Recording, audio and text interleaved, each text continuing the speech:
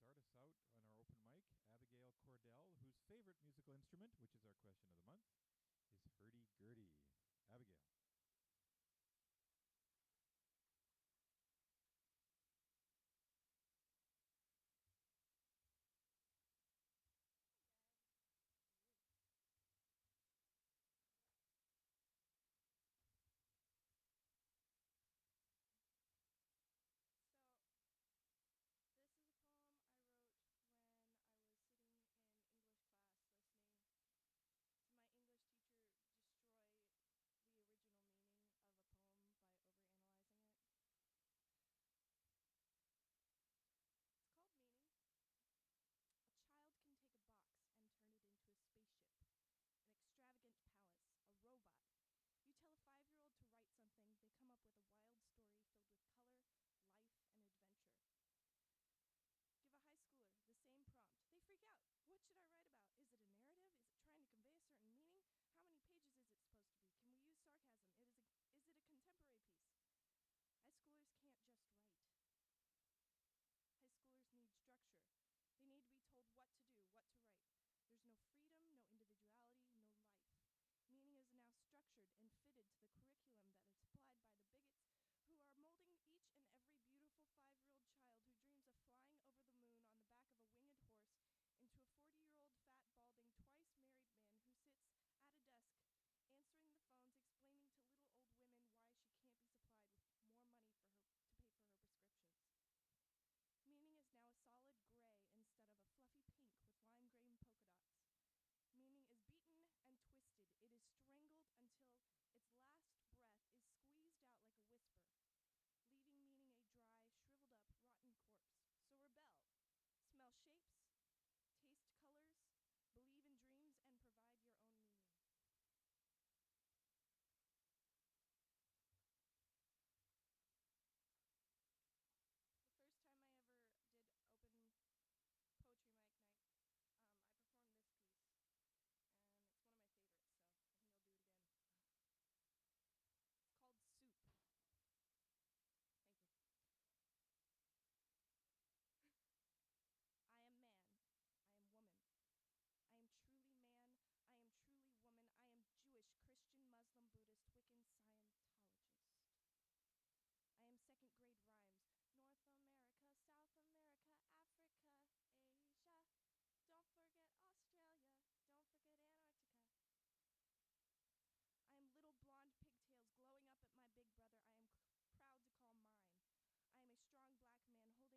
for the first time. I am a teenage boy grasping his grandfather's hand for what might be the last time. I am trailer park trash just trying to make ends meet. I am suburban parents planning my daughter's 16th birthday trying to make it sweet. I am a strong African woman trying to explain to my child why they can't have what's called an education. I am monk, silent and still in meditation. I am young, old, ancient. I am you, her, me. 1, 2, 3. Undoubtedly, I am we. You may see me as color, shape, and size. I appear different in everybody's eyes. I am more than just my everyday disguise, covered in polka dots, 4 stories that says a lot.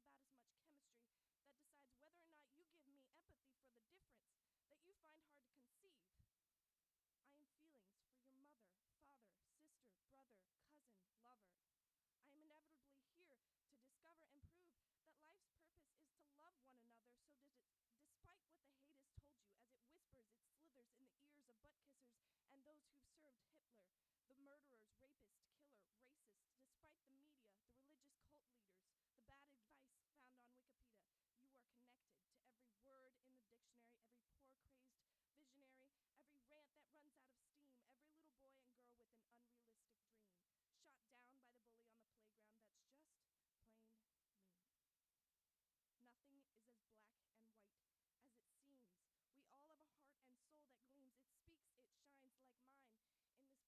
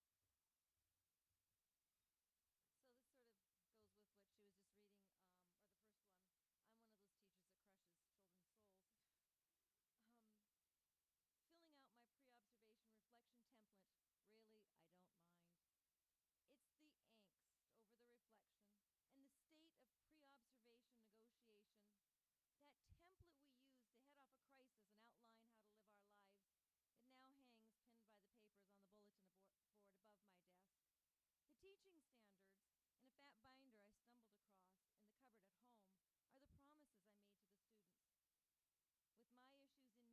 are the promises I made to the students. With my issues and needs, I differentiated my life. The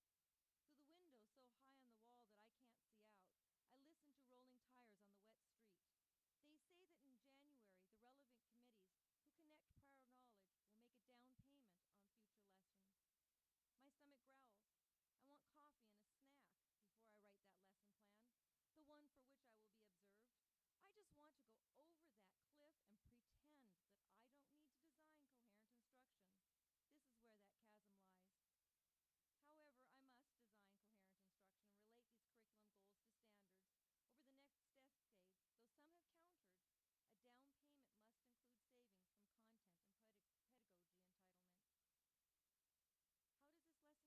the wall that I can't see out, I listen to rolling tires on the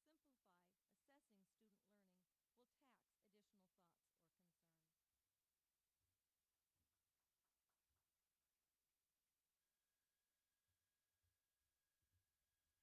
street. They say that in January, the relevant committees who connect prior knowledge will make a down payment on future lessons. My stomach growls. I want coffee and a snack before I write that lesson plan, the one for which I will be observed. I just want to go over that cliff and pretend that I don't need to design coherent instruction.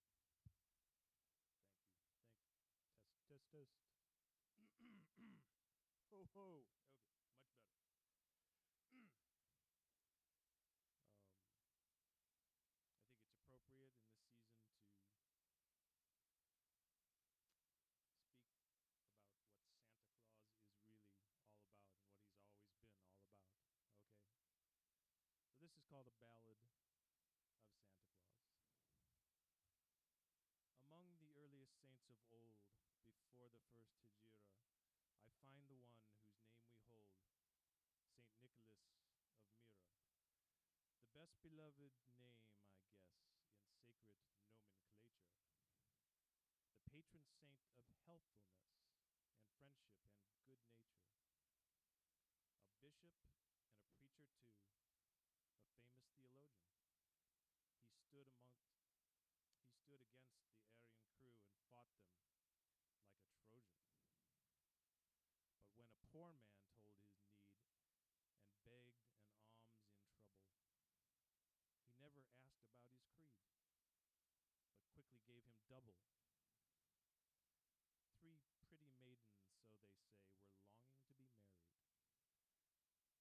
But they were paupers, lack-a-day, and so the suitors tarried. St. Nicholas gave each maid a purse of golden ducats chinking, and then for better or for worse they wedded quick as winking. Once as he sailed a storm arose, wild waves the ship surrounded. The sailors wept and tore their clothes and shrieked, "We'll all be drowned." St. Nicholas never turned a hair, serenely shone his halo. He simply said a little prayer, and all the billows lay low. The wicked keeper of an inn had 3 small urchins taken and cut them up in a pickle bin and salted them for bacon. St. Nicholas came and picked them out and put their limbs together. They lived, they leapt, they gave a shout, "St. Nicholas forever!" And thus it came to pass, you know, that maids without a nickel and sailor lads whose tempests blow and children in a pickle and every man that's fatherly and every kindly matron in choosing saints would all agree to call St. Nicholas patron. He comes again at Christmas time and stirs us up to giving. He rings the merry bells that chime goodwill for all the living. He blesses every friendly deed and every free donation. He sows the secret golden seed of love through all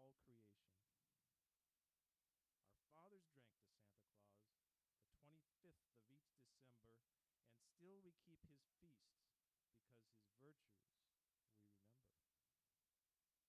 Among the saintly ranks he stood with smiling human features and said, "Be good, but not too good to love your fellow creatures." Uh, so I have one other,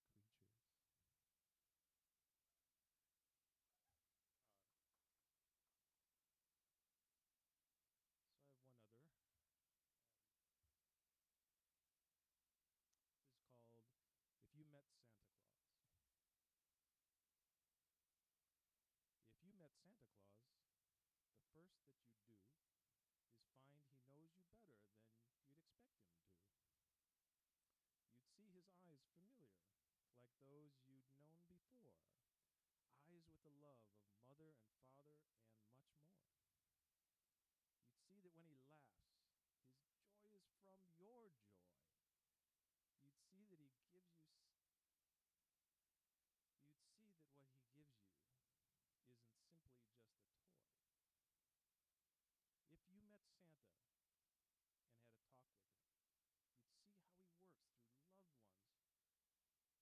he works through loved ones who knows your best within. You see his smile when you're tucked in at night. You'd see that gentle gleam. You know how he can understand just how good you've really been.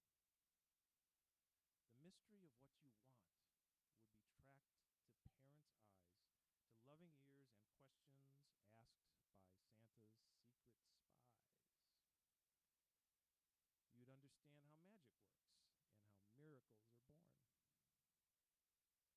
And you'd see more than just a symbol of peace upon the earth. You'd see that Santa's real and has loved you from your birth.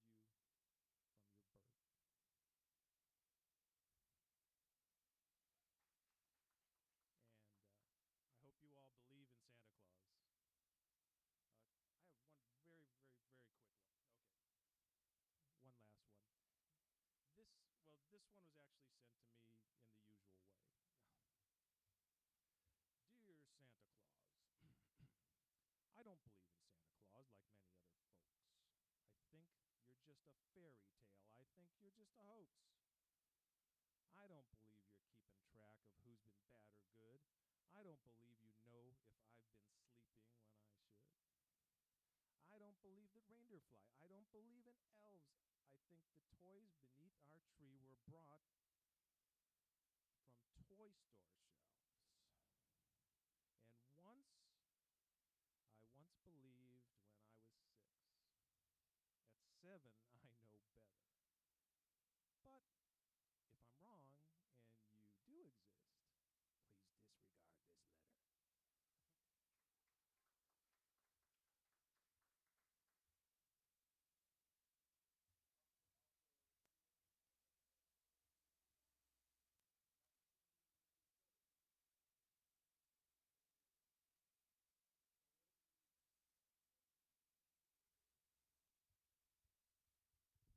If you have a house to heat, you might want a lump of coal. Thank you, Santa. Please come back. Our next reader's favorite musical instrument is guitar. How creative is what it says here. And I think it is. I think guitar is the best musical instrument, at least for me. Eugene, is it Belli? Belly. Eugene Belly. Hello, friends. How are you guys? Yes, thank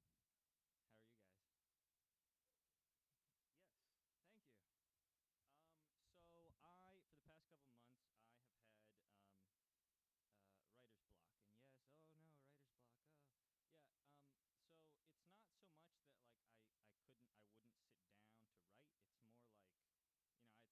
I'd sit down, I'd be like, yeah, I have all these great ideas, and then I would like start writing them down, and I'd look over what I've done, and it's just a travesty, and I feel so disappointed with it. It's like, ugh.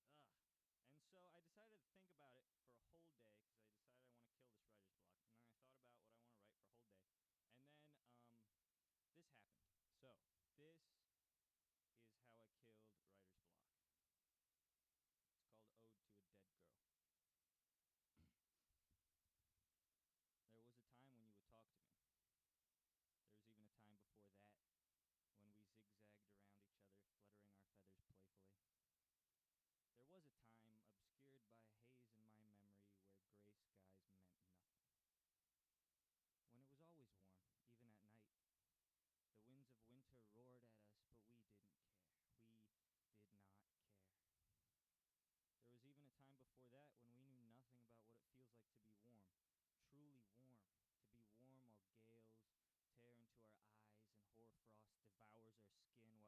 us melts away and rots into nothing. Happily. We did not care. Times are different now. The looking glass is glazed over, the feathers all look different, gray skies are gray, and the hoarfrost is eating the grass now.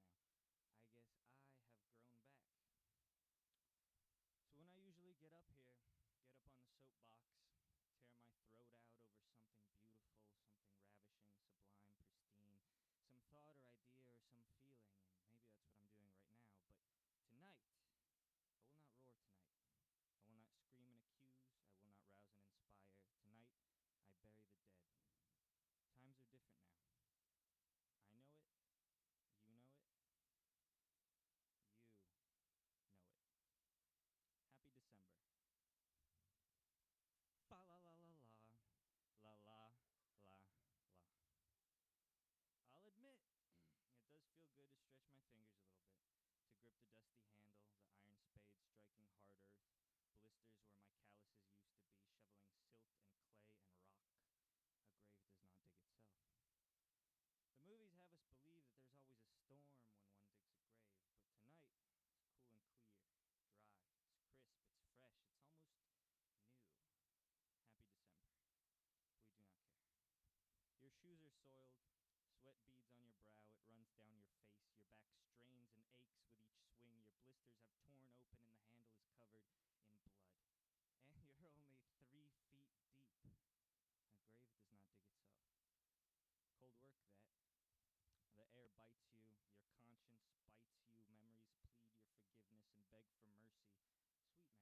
Sweet memories of summer, of grass and dandelions and streams and fish, and sitting on the porch and laying in a bed and smoke and adventures and silence and dreams and dancing, always dancing, always.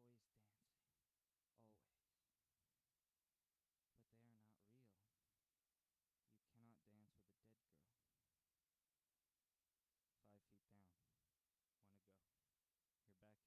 Everything is uprooted, scarred. The piles of excavated soil choke the remnants of the grass. In the center, a dark pit. We do not care. Your backyard is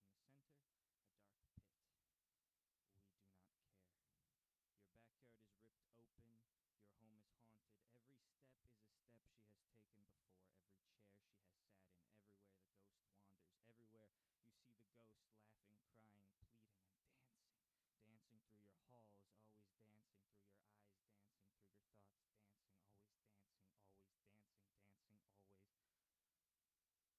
of cold earth. The walls are taller than you. The sun is too far west for you to see.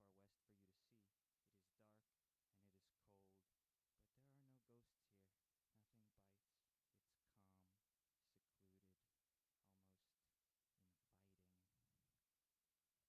But you do not care. Your sleeves are gone. Your knee is bleeding. The shovel is all but broken. You climb out and you look at what you've done. The grave has dug itself. Your tears are only mud.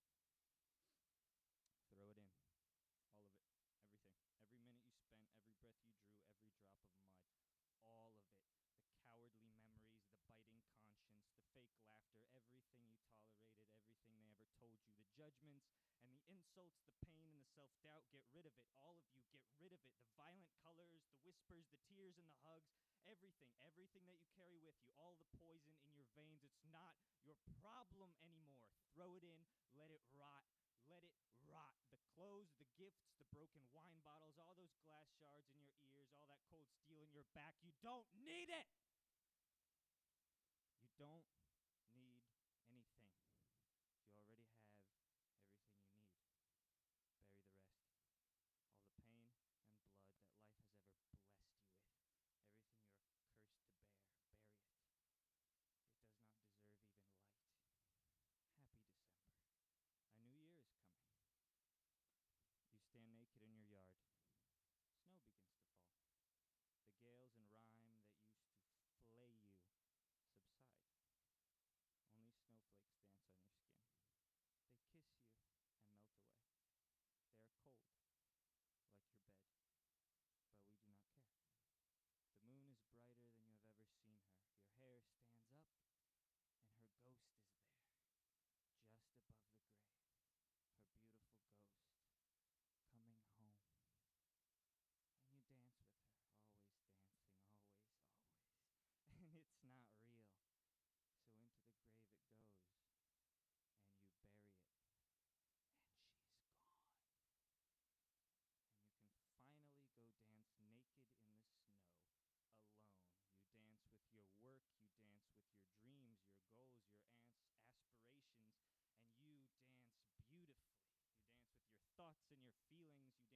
beliefs. You dance with your own adventures, your own silence, and your own music. You dance on chairs and you dance all through your halls. You dance in candlelight, you dance in darkness, you dance with your wallet and your conscience. You dance with God, you dance with the mirror, and you flutter your feathers playfully, and you dance with the other birds. Summer will come again. There are no more ghosts. This dance is real. And you care. We care. We are convinced. We are passionate. And we care. Times are different now. Happy December. A dance does not dance itself. Thank you. Our next reader also likes guitar, Simone. Please welcome Simone. Hi. Okay, I have two poems. Can you hear me? Okay. This poem is called Eat or Be Eaten, and it's like an angry poem. He seemed an unlikely candidate, too content, maybe, too vain, definitely, to start picking out of the garbage. And you, the damp, neglected, startled thing he found staring back at him. I never thought he would. I thought, who knew if you'd kiss or bite? Now I can imagine his moment of clarity, seeing two desperate creatures, and finally saying to himself, eat or be eaten, then shoving you under his tattered coat and starting to drool. I've got to tell you, the implausibility did strike me at first, but a fantastical surprise like that could really be something for the silver screen. The chiaroscuro of his black grit, your snowy skin, the feverish creak of his frame as he devoured his discount king-size prize. I know, this was a private matter, but the audience will probably appreciate a close-up of those fast food teeth on your throat. Everybody's rooting for you two, you know. We all love a good romance. I think it will be quite a show, the critics applauding the way in which it all draws to a most circular and tidy close. You finally below him as he hammers his pelvis into your delicate face. And you may blush when you read in the papers that the crowd goes crazy for this, that they always end up on their feet chanting to their two-dimensional heroine, eat,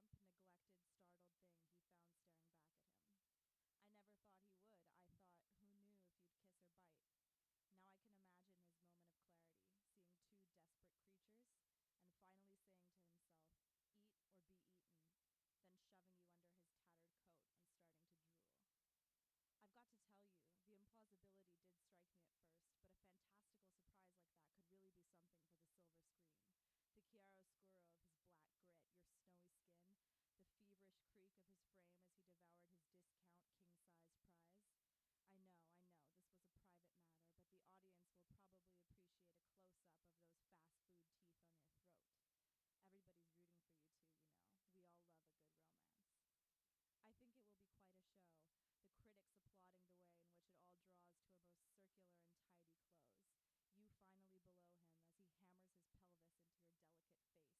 It may delight you especially to know that I will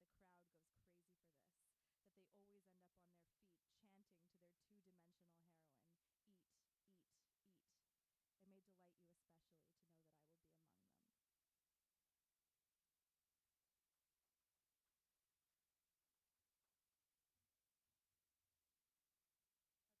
among them. Okay, this is my other one. It's called Propriety. I shivered as you crumpled up my mind, and hastily I forced it into place, but I unfolded one too many times.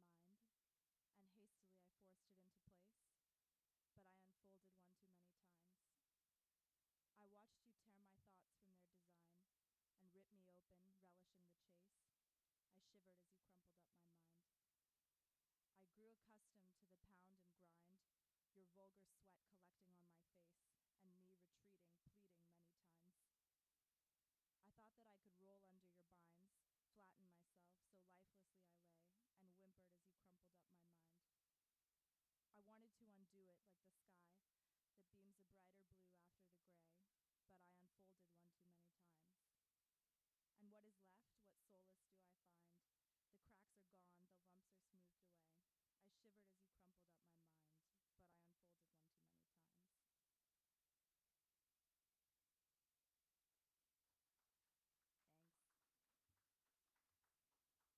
but I unfolded one too many times. Thanks. Thank you, and please do come back. I want to remind you that our next soul food reading is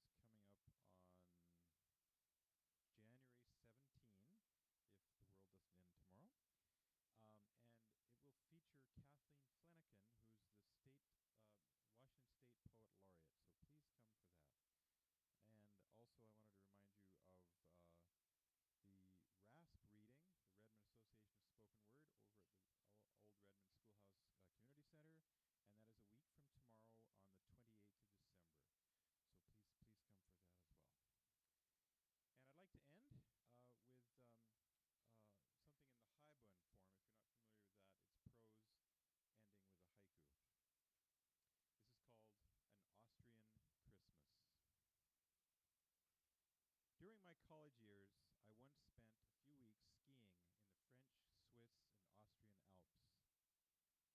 For the Christmas week, a group of college friends and I rented a mountain chalet a little south of Innsbruck.